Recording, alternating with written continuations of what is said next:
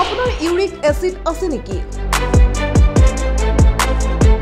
শৰীৰত ইয়াৰ পৰিমাণ বৃদ্ধি হ'লে কেনে ধৰণৰ সমস্যা হ'ব পাৰে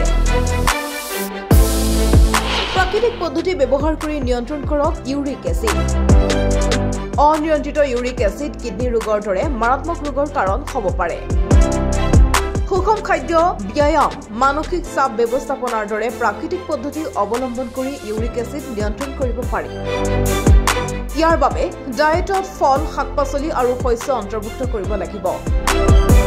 বিলাহী তিয়হ গাজৰ আৰু সেউজীয়া শাক-পাচলিয়ে ইউৰিক এসিড নিয়ন্ত্ৰণত সহায় কৰে দুগ্ধজাত সামগ্ৰী যেনে চকলেট গাখীৰ দৈও উপকাৰী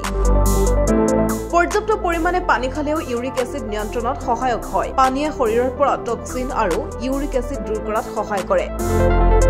প্ৰতিদিনে কমেও 8 পৰা 10 গিলাচ পানী খোৱাৰ চেষ্টা কৰিব লাগে ইয়াৰ উপৰি নাৰিকলৰ পানী নেমু পানীও বহুত ফলপ্ৰসূ যিয়ে শৰীৰক হাইড্ৰেট কৰি ৰাখে আৰু এচিডৰ মাত্ৰা হ্ৰাস কৰে এলকহল আৰু চেনিযুক্ত পানীয়ে ইউৰিক এসিডৰ মাত্ৰা বৃদ্ধি কৰিব পাৰে বিশেষকৈ বিয়েৰত পোৱা উপাদানে ইউৰিক এসিডৰ পৰিমাণ বৃদ্ধি কৰে সেয়ে এই সমূহৰ পৰা আঁতৰি থকাই ভাল নিউজ ডেস্ক প্ৰতিবিম্ব লাইভ